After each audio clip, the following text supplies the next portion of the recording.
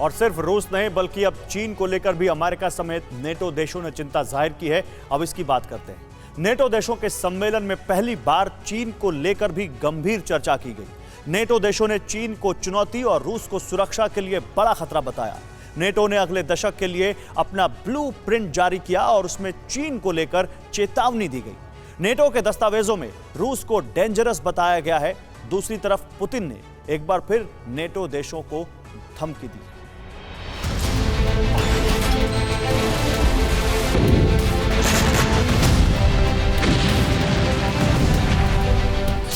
रूस की सीमा से लेकर चीन बॉर्डर तक, फिनलैंड स्वीडन से लेकर ताइवान तक, रूस और चीन के घातक हथियारों का जवाब देने की तैयारी शुरू हो चुकी है।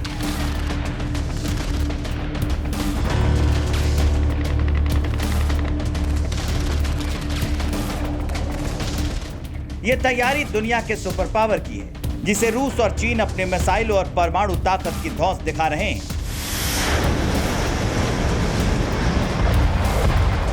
जिस महायुद्ध की धमकी रूस और चीन बार बार अमेरिका को दे रहे हैं, हो सकता है अब उसकी शुरुआत खुद अमेरिका करे।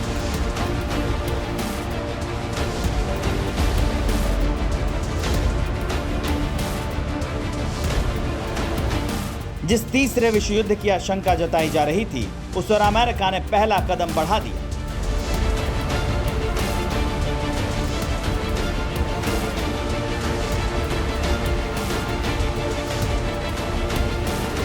अमेरिका के फर्स्ट स्टेप में ना तो फाइटर विमान शामिल हैं और न ही समंदर में युद्धपोत का काफिला।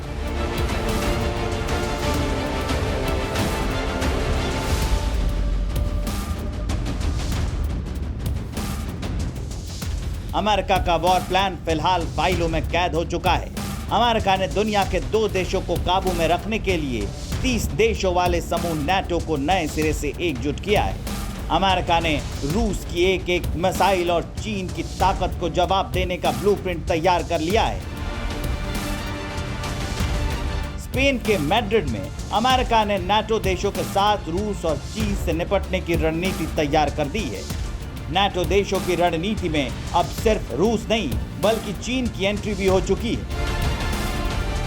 चीन को नेटो ने भविष्य के लिए नई चुनौती माना है। मैड्रिड में नेटो देशों की बैठक हुई।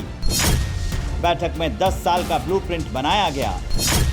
चीन को रणनीतिक प्राथमिकता में शामिल किया गया। चीन को चुनौती और रूस को खतरा बताया गया।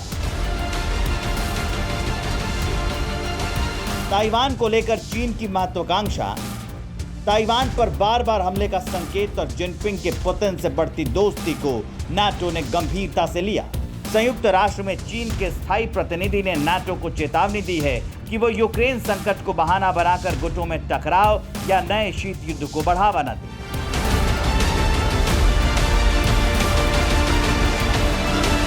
अमेरिका ने नाटो की मीटिंग में चीन को मैसेज देने के साथ ही पुतिन को भी चुनौती दी है।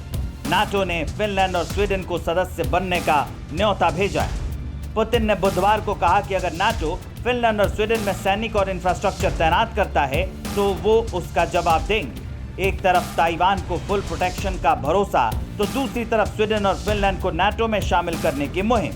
माना जा रहा है कि बाइडेन की यह पॉलिसी असल में रूस और चीन के लिए एक ललकार है। ताइवान को दूर रहने की चीन की धमकी और स्वीडन फिनलैंड को नाटो से दूर रहने की पुतिन की धमकी।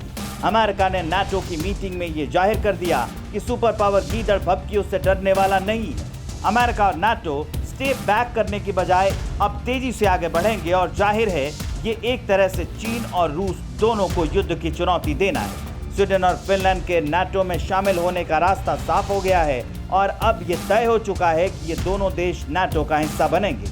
नाटो में शामिल होने के साथ ही इन देशों की सुरक्षा की जिम्मेदारी भी सदस्य देशों पर होगी। पुतिन बार बार कह रहे हैं कि अगर फिनलैंड और स्वीडन में नाटो फोर्स की तैनाती हुई तो अंजाम भुगतना होगा। नाटो की मीटिंग में रूस के खिलाफ भी रणनीति तैयार हो चुकी है, जबकि अमेरिका ने चीन को भी रणनीति में शामिल करवा दिया है। ऐसे में मोर्चा कोई भी हो, चीन और रूस के खिलाफ नाटो देश एकजुट होकर मुकाबला करने की नीति पर काम करेंगे।